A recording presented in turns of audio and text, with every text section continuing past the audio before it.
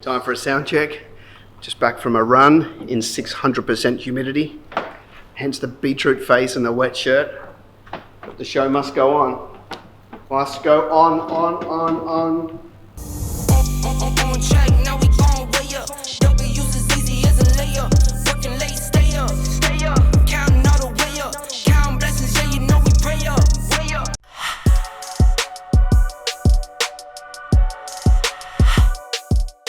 One, two. Welcome to the masterclass. We're going to be talking about sales and marketing and YouTube branding. Go, I think we're good. It was the shortest audio setup on record.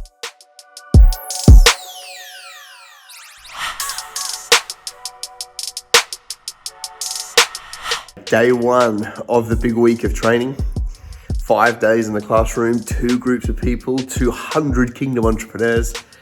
And I get to teach them a whole bunch of stuff: marketing, sales, recruiting, intimacy with the Lord, and all the fun stuff. But first, I'm gonna go for a run.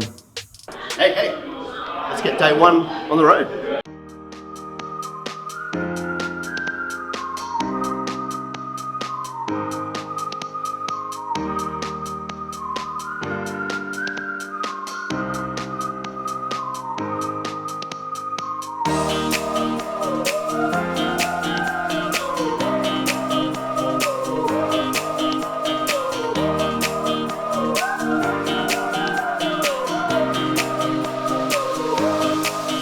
How do you rewire yourself to the point where you are now happy to take a long-term view on this thing called business? Here's one thing that I would throw in there though.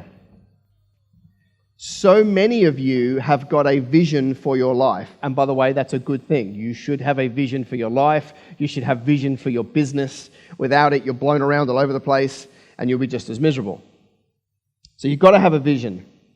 But I wonder, for the kingdom entrepreneur, what would happen to a life that says, I'm called to business and I have a vision, but the vision is not the reward? What if we could separate the vision for our business to the reward from our business life and understand that having a vision and pursuing it is noble, but actually the reward is the journey?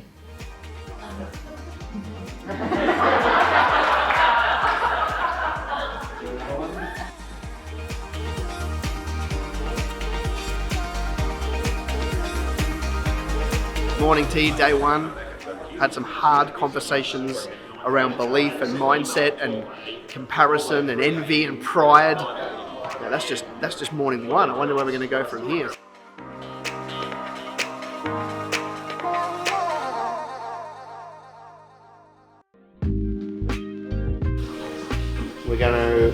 We're gonna take over the Americas. This is what I feel the Lord's saying to me 2020. I'll tell you a funny story just for the vlog. 2019, it felt God say, you're gonna get international opportunities. I mean, I've had them before, but the focus for 2019 was the Lord saying, you're gonna get lots of international opportunities to speak, and I want you to take none of them. So that was interesting, watching them roll in and saying no, of course. And then 2020 rolls around, the Lord says, you're going to get lots of opportunities to speak and I want you to take a few of them. So I was distilling that down and working out what they are. So we're going to do some events around the world, but we're going to keep it pretty limited. Obviously, I want to stay married, so I can't be flying around the place. And we've got a big year of business here. But we're going to take the lid off a little bit and start to explore New Zealand, the UK and the US, on top of obviously a very busy year in Australia. So it's going to be fun. One of my favorite things is to host the party. Here we are, we've got 100 entrepreneurs. I've shouted them a good time. I love watching everybody network and make friends and mingle.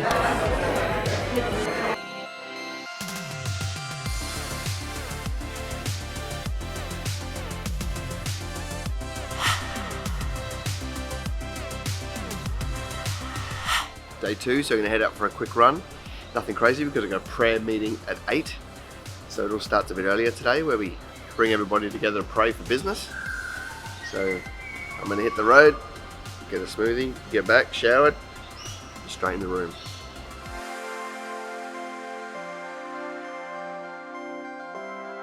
So, Father, we just thank you so much. You are totally amazing. And you always come through for us. It's ridiculous how good you are in our lives. And God, even when we don't necessarily see you, you're always working for our good. And Father, we just know that surely goodness and mercy follow us all the days of our life. And God, we know that you've got a plan for us, and the plan is good. And we know that we are submitted to a good Father. How can I maximize my upside and limit my downside?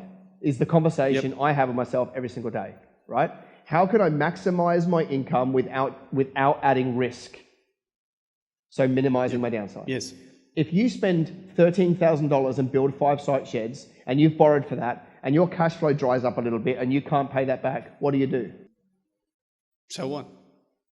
Start selling your site sheds one at a time. Yep. The worst thing that can happen is you sell them for a bit less than you paid for them, and now you've got a $2,000 shortfall on a $13,000 loan. Well, that's easier to fix than a $13,000 loan.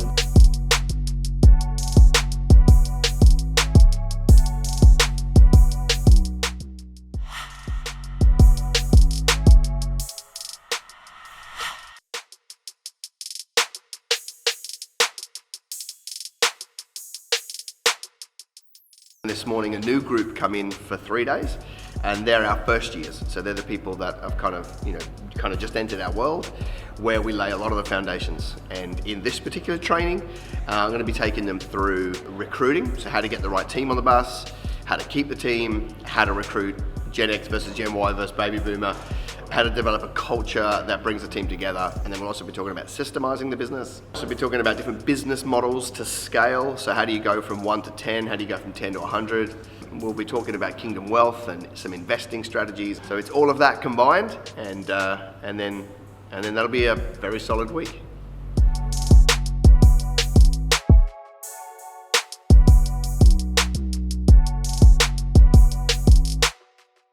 Let's say you're paying yourself $1,000 a week, 50 grand, like nice round number, okay? Some of you are like, that'd be nice. Some of you are like, I don't get out of bed for 200. So I understand that everyone's different, right? But let's say you're paying yourself $1,000 a week, and let's say you put on a full-time person. How much do they want to get paid? $1,000 a week. And on Friday they need $1,000, so you're like, oh, I get paid. Oh no, I don't. Okay, I'm going to give that to my new employee.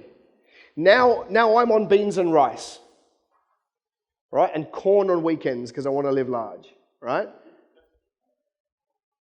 Now that person rolls on a little bit more, and now there's 2 of us working. Second week rolls round.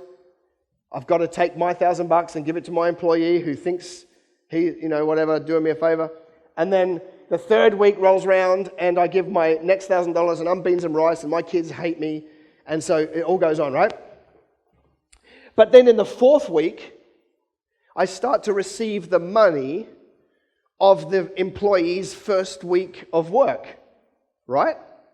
So now I give $1,000 to my employee because they're entitled, and I get to keep a little bit because I collected a little bit. And then over a few more weeks of running like this, we get to the point where we're both busy. He's getting $1,000, and I'm able to take $1,000 because we're both working and the cash is coming in. Woo! Back to, all right, we can go out for a meal this week, right? Now I'm busy with 2 of us. What do I need to do? I've got to get a team member.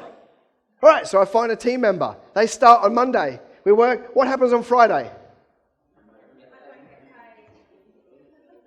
Well, there's not enough money to pay 3 of us. I'm going to give them my $1,000. Sorry, kids. Get the 2-minute noodles out again. Right? Second week rolls round. Give them my $1,000. You don't need Jenny Craig if you go through this journey, right? Now you get to 5, 6, 7 weeks down the line, and now you're getting paid for the work you're doing, and the work that person's doing, and the work that person's doing, and now you get the money, and you're like, I'll give them $1,000, I'll give them $1,000, and I can take some money. We're going to Disneyland on Netflix, right? So. Now, there's three of us, and we're really busy, and we're doing a lot of work, and the cash flow's coming in, and now we're maxing out, and everyone's stressing at me. Now the team that I've just funded while I went broke is whinging because they're busy. And I need another one. So now I put on person number 4. But a different dynamic changes with person number 4, because there's enough profit from person number 1 between what they brought in and what I paid them, and person number 2 and person number 3, where I can fund person number 4 without losing my money. Does that make sense? And now there's enough cash in the system and profit in the system that the business can add team members without me having to go without. And that, ladies and gentlemen, is when you have a business.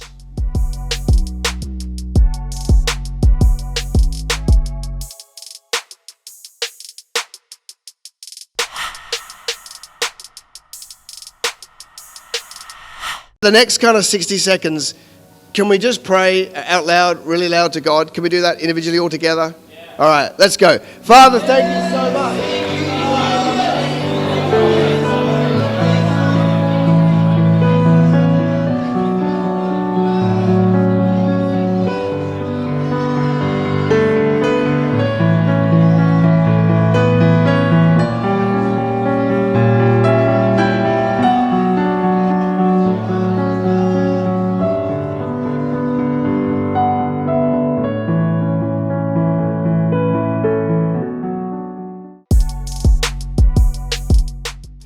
I'll just give you a really cool little model here that you could think through.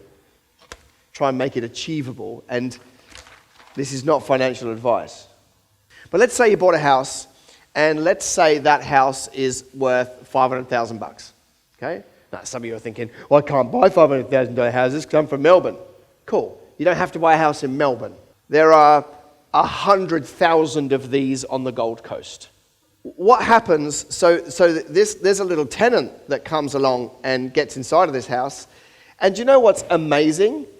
Basically, this tenant, they go to the bank, they draw out $400,000. He gives you $400,000. The only problem is you've got to wait 10 years to get it. So that's year 1. Year 2 rolls around. What do? We buy another house. How much, if it's a $500,000 house, how much do we need? 100K plus 10. And we do it again, same process. We find another Bruce, and he goes to work for the next 10 years and pays the house off. What do? We keep doing that. We get to 10. Just pick a nice round figure. If you started buying houses at $500,000 and 10 years later, can you still buy houses at $500,000? Yes. You just move from a city and you move in rings. And you go further out. Have we spoken at all about refinancing and drawing out the equity to buy another house? For a reason. Terrible idea. Like, this is what the property spruikers with their white shoes will tell you. They'll say, when that one goes up a little bit, draw the equity out and buy another one. And when that one goes up a little bit, and all of the people that tell you that sell you houses, right? Because that's their business. A typical spruiker picks up 40 grand per deal from a developer, all right? That's what they would tell you. The problem is, all you've done is take one bit of equity and spread it over 10 houses. I mean, in a rising market, very good. Do you know how long a rising market lasts in any cycle? 20 to 30% of the cycle. So I'm really not a fan of swapping out equity and putting it into another home, which leaves us with only one way to do this. What is it? Build a business that's a cash cow, and then you, over 1 year, okay, we need $8,000 a month. $8K per month to be able to do this system. $8,000 a month, out of your business every month. At the end of 1 year, you can buy a house. You never touch that thing again, so that the equity in it gets better and better and better and better and better all over time. Tenant gives you $400,000. You get another $8,000 a month through the next year, you buy another house. You get another $8,000 a month out, you buy another house. You look back after 10 years, you've got 10 houses worth, if you just use current day figures, 5 million. Of course they won't be, because they would have all changed. But in current day figures, it will give you $5 million. How much equity would you have, bearing in mind that the last one hasn't been paid down yet, because they've only been paid down at slower and slower rates. This one's been paid off probably completely. This one's been paid off 90%, 70, 60, whatever. How much money do you think you have in equity at the end?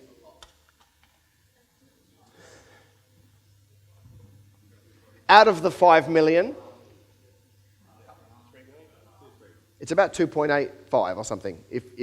That's all things being completely vanilla, right? Obviously, if you can get slightly better rents, you get a much bigger number over time. But it's about 2.85 million or something like that. How much money did you put in?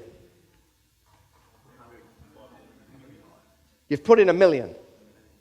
And then the magic fairies turned it into 2.85. And my whole goal of showing you this is you were probably starting off going, well, I don't have 500,000. Well, I certainly don't have 500,000 10 times. So how am I going to do this? It's $8,000 a month. Now work out how many customers you need to service in a month to be able to draw $8,000 out and then build a business to produce $8,000 a month.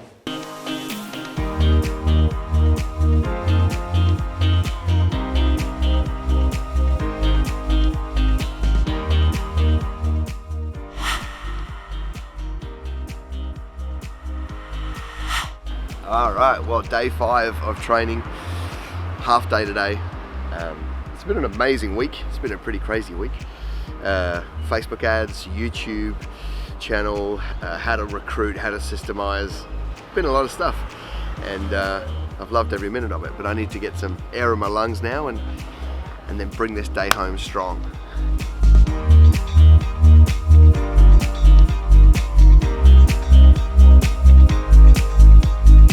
This is my final remarks, right? There's only so much in the journey that I can do for you. I've given you knowledge. I've given you the marketing pillars. I've given you the sales strategies. I've taught you personal profiling. We've learned how to recruit, how to systemize. I've hopefully worked with your head a little bit so that you've got a bigger vision than you did. And hopefully you're spending more time with the Lord than you were. And hopefully you've been able to reconcile kingdom and business together so that you can have a greater impact. But after I kind of do all these things, it's left to you. I've got my own businesses to run. I can't run yours, right? As much as I do like to be a control freak and get amongst your businesses and help, I still can't do it. It's almost like I've played my shot. And now it's up to you to play yours. And how far you go in life will be dependent on how well you execute. Ideas are rubbish. We all have 10 before we brush our teeth in the morning. It's the execution of ideas that will make a difference. And that bit is yours. But hopefully I've agitated you enough and unsettled you enough that you want to go and chase something big in your life. And hopefully I've given you the steps and the pathway. You've got a notebook or two full of notes. You've got a Dropbox account full of webinars, right? You've got a Dropbox account full of the audio from all of these trainings. You've got a bunch of information there. And hopefully you can draw on that and go and build something great. Will you build something great? Yes. Will you not settle for small? Yes. Will you see it as duty to the king? Yes. And will you go and build a business so that the rest of the kingdom can see what is a practitioner of somebody who does kingdom and business together as an example? Yes. Well, that's what I would want for you.